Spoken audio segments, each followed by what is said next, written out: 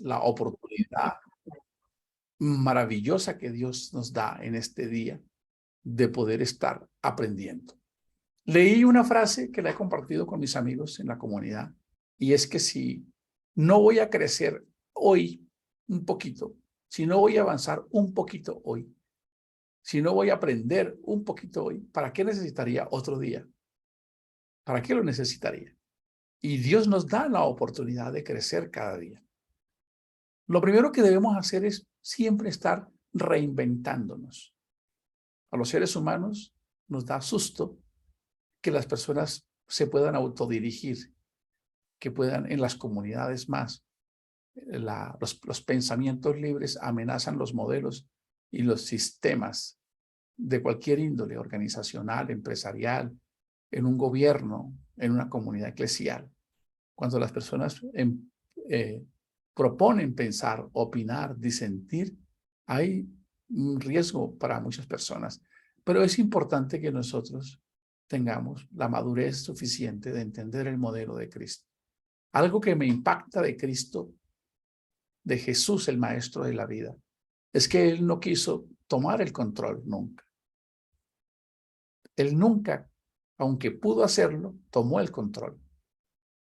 Si cada uno de los que ve este video, líder, pastor, porque sabemos que hay muchos líderes que nos están viendo, y hoy en tu obra que diriges, ¿cuánto te esfuerzas para que las personas asistan a los servicios, después se queden, ¿verdad? ¿Sabían ustedes que Jesús, el maestro de la vida, cuando estuvo aquí en su ministerio, pudo haber convencido a todos? Es decir, si tú o si fuera yo los que estuviéramos en la época de Jesús, aplicando el esfuerzo y la visión de lo que hacemos hoy, nosotros hubiésemos abusado del poder que tenía Jesús. Pongámonos en los pies de Jesús, la elocuencia. Recuerdan que los soldados que fueron a capturarlo en cierta ocasión dijeron, jamás hombre en la historia ha hablado como él. Otros decían, enseñaba con autoridad, no como los fariseos. Sus palabras tenían un imán, una atracción tan poderosa. Jesús pudo haber anulado con su poder, sus milagros y su carisma la capacidad de elección y haber construido desde ese inicio la iglesia más grande. Él pudo haber persuadido a todos a que hubiesen hecho. Sin embargo, no lo hizo. No quiso controlar el entorno. Ese es un problema que enfrentamos hoy desde nuestras casas, que queremos controlar el entorno. Desde la comunidad pequeña quiere controlar el entorno, porque hay un riesgo en la libertad. Y creo que ahí deberíamos ser un poco más flexibles y enfocarnos realmente en el mensaje de Cristo. Bueno, influyen mucho las culturas, ¿no? En Europa, más en Estados Unidos, hay organizaciones que estarían dispuestas a apoyar a cualquiera que estuviera listo a predicar este mensaje sin que tenga que estar bajo su dirección o su cobertura, palabra muy reconocida en el mundo eclesial. Bueno,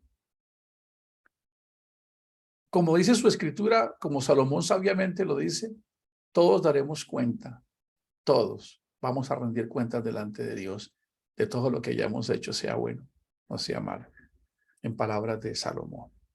Bueno, en este tema del modelo financiero de Dios, ayer estábamos revisando que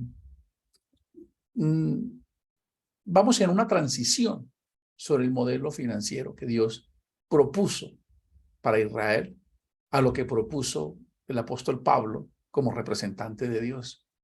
Es muy importante que recordemos las palabras del apóstol Pablo.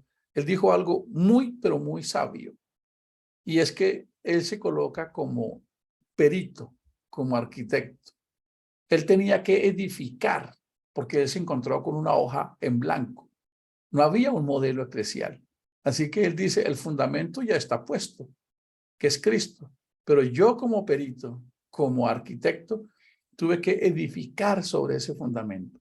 Se está refiriendo a procesos administrativos, a procesos de manejo, que no existían y que él tenía que implantarlos bajo el modelo de la gracia, bajo el modelo del amor, no bajo el sacerdocio levítico que permaneció justamente hasta la muerte, resurrección y aceptación del sacrificio que se hace, que se confirma en Hechos 2, el día de Pentecostés, que es el cumplimiento de una fiesta judía.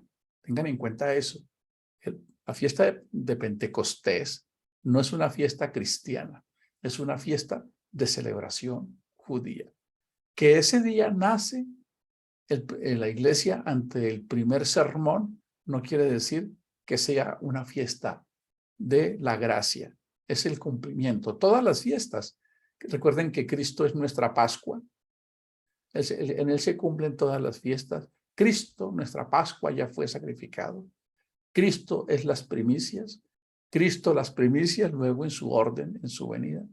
Así que el cumplimiento de la fiesta de Pentecostés es el cumplimiento, es el cierre de un ciclo, también desde el pensamiento judío. Y no es una fiesta ni una celebración que le corresponda a la gracia, como ya lo hemos visto. El apóstol Pablo es muy claro en eso. No se queden ahí enrollados en los rudimentos de la ley, diciendo de que si es día nueva, día de reposo, de celebración, festividad, que no coman, que no hagan, que no toquen. Pablo invita al nuevo cristianismo a trascender los rudimentos y las tradiciones humanas. Incluso la letra dice que somos ministros competentes de un mejor pacto. Bueno, entonces ayer estábamos mirando justamente ya lo que Pablo empieza a plantear ante una acusación que le hacen por no ser el de los 12 y algún reclamo que le hicieron referente a algún proceso financiero o un juicio. Y Pablo responde muy seguro de eso. Y ayer terminamos en eso, ¿verdad? Él empieza a decir, ¿quién fue jamás soldado a sus propias expensas? ¿Quién planta viña y no come de su fruto? ¿O quién apacienta el rebaño y no toma de la leche del rebaño? Está explicando que efectivamente sí hay una aprobación a un modelo financiero para la iglesia del nuevo pacto, ¿de acuerdo? Dice, bueno, ayer ya leímos esto, nos quedamos en la parte donde dice, ¿no sabéis que los que trabajan en las cosas sagradas comen del templo y que los que sirven del altar participan? Así también ordenó el Señor. Vamos a empezar desde acá. Así ordenó el Señor a los que anuncian el evangelio que vivan del evangelio.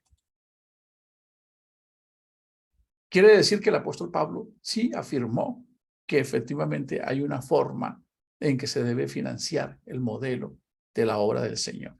La pregunta es, ¿cuál es y cómo está diseñado? Vamos a ir paso a paso desarrollándolo, ¿verdad? Sin embargo, el apóstol Pablo cierra este capítulo de 1 Corintios 9 con una expresión que él mismo dice, pero yo de nada de esto me he aprovechado, ni tampoco he escrito esto para que se haga así conmigo, porque prefiero morir antes que nadie desvanezca esta mi gloria. Importantísimo esto que el apóstol Pablo dice, porque le tocó ser juez y parte. Entonces, él está escribiendo porque debe explicar. Recuerden que él está como perito construyendo, edificando. Así que él debe ser muy explícito en el modelo. Pero qué pulcro es Pablo, ¿verdad? Dice, esto lo escribo no para que lo cumplan conmigo. Lo escribo porque voy a parafrasear lo que Pablo quiso decir. Porque un día me voy a morir y ustedes deben saber cómo se van a conducir. Así que se los escribo no para que lo hagan conmigo, ¿verdad? Es para que ustedes sepan cómo se debe manejar. ¿De acuerdo? Y dice, porque prefiero morir antes que nadie desvanezca esta mi gloria. Pablo tenía muy claro esto, como se lo dijeron, ¿recuerdan aquel hombre Simón cuando le dijo, tu dinero perezca contigo? Porque las cosas sagradas de Dios no se pueden manchar con el concepto de una mala administración pericosa, egoísta o intereses ambiciosos del corazón sobre el dinero. Pero el dinero siempre ha estado ahí. Hay una cantidad de mitos que se han venido creando en la cultura del cristianismo. Es mejor ser pobre pero honrado. Dichos que no creo que ayuden mucho. También se podría decir, pero puedo ser rico y puedo ser honrado y generoso, ¿verdad? Cuando ustedes ven el ministerio del apóstol Pablo, Pablo siempre aperturaba una ciudad por algunas personas que estuviesen como los de Berea, eran más nobles, más educados. Aquellas grandes mujeres, algún día hablaremos un poco, que apoyaron su ministerio, porque se necesitan recursos, por supuesto que sí. Bien, vamos a continuar entonces.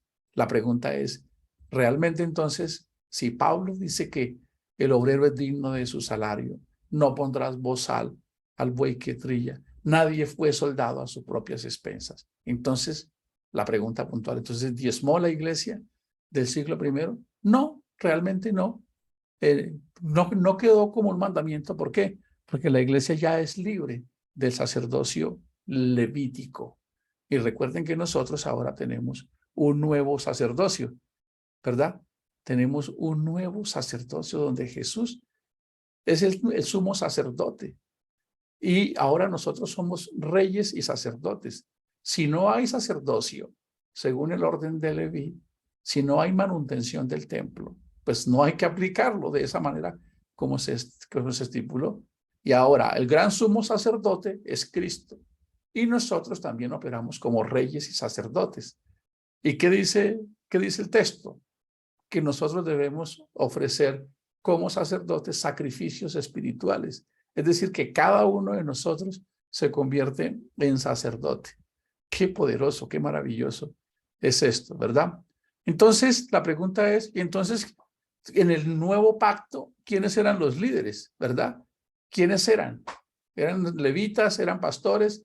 Y aquí viene un tema muy curioso que me llamó la atención, ¿verdad? Y es que siempre que se instauraron ministerios, por supuesto que era por el modelo local, no se menciona que los que se hayan instaurado o posicionado hayan sido pastores. ¿Cómo les parece? Es un poco extraño esto. Les invito a seguir estudiando. Hablaremos de eso en su momento. ¿Qué se instauró? Cuando ustedes leen 2 Corintios 3:6, dicen que el cual asimismo nos hizo ministros competentes de un nuevo pacto. Es para expresar qué fue, porque efectivamente cuando se habla de los ministerios, constituyó a unos apóstoles, a otros profetas, ¿verdad? A otros pastores, a otros maestros, a otros evangelistas. Nos queda todo un listado que también amerita estudiarlo en qué tiempo fue, porque también entonces tendríamos a algunos explicando que el ministerio de la profecía sigue vigente para esta época, pero todo siempre va a tener una explicación. Vamos a tener tiempo, si Dios nos regala la vida, de profundizar todos estos temas para que haya una claridad total. Nos vamos a llevar grandes sorpresas cuando queremos realmente liberarnos de lo que hemos aprendido. Ese es un gran desafío. Cuando ustedes leen Filipenses 1, dice Pablo y Timoteo, siervos de Jesucristo, a todos los santos en Cristo Jesús, que están en Filipos con los obispos y diáconos. ¿Cómo les parece? Obispos y diáconos. Es decir, arriba, en el primero que leímos, ministros. Ustedes saben qué significa servidor. Y aquí en Filipenses se está hablando de obispos y diáconos. La palabra obispo realmente es un servidor. Y en Hechos 14:23, cuando dice, y después de anunciar el evangelio a aquella ciudad y de hacer muchos discípulos, volvieron a Listra, a Iconio y a Antioquía, confirmando los ánimos de los discípulos, exhortándoles a que permaneciesen en la fe, recuerden, no en la ley, diciéndoles es necesario que a través de muchas tribulaciones entremos en el reino de Dios. Es importante tener el contexto que ellos vivían. Estaban a puertas de empezar las persecuciones que se empezaron desde el Imperio Romano, así que las persecuciones de ellos eran muy complejas. Si comparamos el modus vivendi de esa época con la de ahora la única persecución que tenemos son nuestras concupiscencias y toda nuestra carnalidad, pero cuando se escribe en el contexto esto, estaban viviendo una situación muy propia para ese contexto, no el que vive la iglesia del Señor hoy. La iglesia del Señor jamás había tenido una oportunidad tan maravillosa y tanta libertad para predicar el evangelio. Pero debemos hacernos cargo del circo romano, de los leones y de las fieras que están en nuestro corazón. Es ahí el gran desafío, la presión social y, por supuesto, la religiosidad. Entonces, aquí nos está hablando de, el verso 23 dice, y constituyeron ancianos en cada iglesia, y habiendo orado con ayunos, les encomendaron al Señor en quien habían creído. Quiero que analicen muy bien lo que estamos leyendo. Y constituyeron ancianos en cada, unas, varias, constituyeron ¿qué? Ancianos. Era el cargo más preponderante, que eran ancianos, eran servidores, eran diáconos, como lo acabamos de leer, obispos, y constituyeron ancianos de la iglesia. Al parecer, tanto ancianos como obispos era un sinónimo, ¿verdad? Aunque es importante entender que en Hebreos justamente se menciona que debemos acatar las recomendaciones y las instrucciones del pastor porque ellos van a rendir cuentas sobre lo que han hecho. Es como está escrito. Mi tarea hoy es, como dijo Pablo, no apliquen esto hacia mí, sino estoy explicándolo. Pablo fue muy pulcro al decir eso. Dice, esto lo escribo no para que lo cumplan conmigo. Qué transparencia, qué pulcritud la del apóstol Pablo al zafarse de querer pedir y reclamar eso. Pero importante que en la escritura, en la historia, en el bien hacer, ¿qué fue lo que se nombró en cada una de esas comunidades? Les invito a reconfirmar lo que estoy leyendo en Hechos 14:23. Y constituyendo ancianos en cada iglesia, y habiendo orado con ayunos, los encomendaron al Señor a quien había creído. Entonces ya vamos mirando. Primero, no habían sacerdotes en esa época. No había los sacerdotes. ¿Quién era? Cristo, nuestro sumo sacerdote, nosotros reyes y sacerdotes, para ofrecer sacrificios de labios, ¿verdad? Como lo hemos dicho, espirituales, y no sacrificios del sistema levítico, sino de la gracia y del amor. Entonces, ¿qué viene acá? Para ir dándole forma a esto, la pregunta es, ¿y entonces cómo se llamó el modelo económico? Pablo lo llama de muchas maneras, y quiero que hoy veamos la primera parte, porque esto se va a poner cada vez más interesante. El modelo, lo que sucede es que hay una mezcla en la actividad, pero se pierde la función. Y ahora nos confundiste, Gio. ¿Qué quiere decir que hay una mezcla en la actividad? Que en la iglesia local del cristianismo se maneja el diezmo y también se maneja la ofrenda. Entonces tenemos dos actividades. Pero la iglesia del siglo I no diezmó, removió el diezmo. Y la iglesia central, en su ideología económica, se centró en la ofrenda. Así que voy a dejarles el primer texto para que concluyamos esta semana, que ha sido una semana de estudio, donde no tenemos afán de que ustedes se preguntarán, pero ¿cuándo es que vamos a llegar? Vamos despacio hasta que no tengamos un árbol del paisaje, porque ahí es donde está el error. En mis 32 años, que cumplí el 19 de julio de haber sido bautizado en el nombre de Jesús, he escuchado muchas enseñanzas sobre mayordomía y sobre el modelo financiero, pero fueron árboles que se juntaron, textos que fueron juntados y no en una exégesis y una interpretación correcta para que yo pueda saber cuándo era una demanda del Señor, una enseñanza, cuándo era una alusión, cuándo era un comentario. Importantísimo esto que hemos venido aprendiendo estos días por la gracia del Señor. Les invito a que apliquemos lo que el Señor dijo. A libertad nos llamó Él. ¿Cuál es el miedo? ¿Cuál es el temor? ¿A qué le tememos? Aprendamos la palabra. La palabra nos debe liberar. Entonces, vuelvo a hacer un énfasis en esto. El gran conflicto que tenemos, y es un desafío con la experiencia que tengo ahora, que efectivamente los seres humanos en esto del dinero somos complejos. Aunque estemos ya redimidos y salvos, todavía hay complejidad en la forma en que podamos invertir en una obra. Hay muchos comentarios sobre esos, que los vamos a ver, que no tienen justificación, como por ejemplo, pues yo doy, allá verán cómo lo administran. No, Pablo no lo recomienda de esa manera.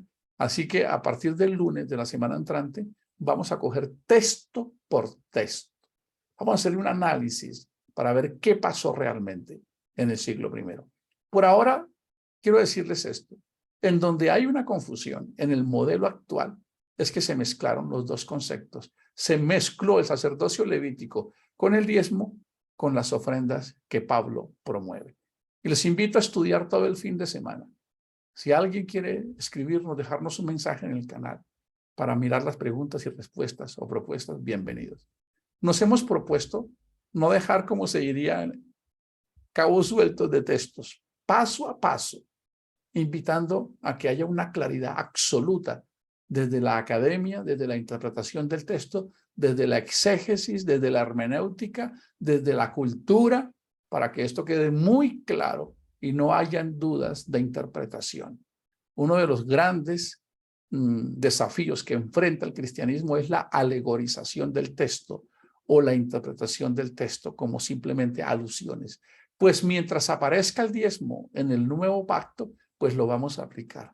Pero aparecer debe ser muy bien filtrado y bien discernido y preguntar, ¿pero era un mandamiento o era una alusión o era un comentario? Es importante que lo tengamos en cuenta. Así que voy a dejarlos con el primer texto de cómo se instauró el modelo económico que Pablo administró. Recuerden que él como perito, arquitecto, colocó todo lo que correspondía al modelo, lo que se llamaría hoy en la jerga tradicional del cristianismo el reglamento interno. Dice así, ¿cómo se sostenía realmente? Mediante las ofrendas voluntarias. Escuchen esto con mucha atención. Mediante las ofrendas voluntarias. Dice, en cuanto a la ofrenda para los santos, lo que pasa es que ni siquiera hemos hecho una correcta interpretación del texto base sobre el cual el apóstol Pablo escribió esto. El apóstol Pablo escribió esto basado en una necesidad local que se estaba presentando en la iglesia de Jerusalén. Y es sobre eso que el texto empieza a fundamentarse. Y poco a poco ustedes, bueno, juntos vamos a llegar hasta allá. ¿Qué dice Pablo? En 1 Corintios 16, 12, dice, en cuanto a la ofrenda para los santos. Esto que acabo de decirles va a causar mucho de qué pensar. La ofrenda para los santos. Pero Gio, ¿no acabaste de leer que era para los obispos, para los ancianos, que eran los que sostenían, o para los pastores? Si el fundamento sobre el cual el apóstol Pablo da unas instrucciones diciendo, en cuanto a la ofrenda para los santos, dice, hagan lo mismo que ordené, escuchen el texto, ordené en las iglesias de Galacia. No era una ofrenda para el ministerio. Qué extraño esto. Entonces, ¿qué es eso, Gio? ¿Qué significa? Vamos a ir despacio con eso para entender. Y van a salir muchos otros temas que nos van a dar mucha más luz. Entonces, Pablo lo que está diciendo es, en cuanto a la ofrenda para los santos, hagan lo mismo que yo ya establecí, ordené en las iglesias de Galacia. Cada primer día de la semana, cada uno, según haya sido prosperado, ponga aparte algo. Y ahí viene algo importante. Pablo no incentivaba ni motivaba el recoger ofrendas en servicios, como lo expresó, para que cuando yo vaya no se recojan ofrendas. ¿De dónde se aprendió todo lo que sabemos hoy? ¿De dónde viene el modelo que aprendemos hoy? Porque el modelo que tenemos hoy no es el modelo del siglo I, ni siquiera la forma de congregarnos. Quiere decir que en algún momento se instauró por algún modelo religioso de un gran poder, un modelo, y lo que dice la historia es que la iglesia del Señor fue copiando ese mismo modelo. Nos vemos mañana. Vamos a estudiar un tema muy espinoso que se habla sobre Satanás. Estamos en los sábados en la Escuela de Estudio e Investigación. Los que estén interesados en participar en estos estudios, escríbanos para incluirlos en nuestra lista de difusión, porque también vamos a tratar un tema que tiene mucho ruido y que tiene mucha desinformación. Por ahora, damos gracias a Dios por llegar hasta acá para que podamos avanzar en el modelo financiero que Dios instituyó. Quiero dejar en sus mentes el desafío de que ustedes mismos investiguen. No tienen que creer lo que enseñamos acá, lo que compartimos acá, pero estamos seguros que si nos desprendemos de la religiosidad, de la cultura, de la tradición y buscamos de corazón abierto, vamos a llegar al mismo lugar. Bendiciones para todos, buen fin de semana. Nos veremos el lunes. Continuamos con este apasionante tema, las finanzas para la iglesia en cabeza del representante de Dios, de Cristo, llamado el apóstol Pablo.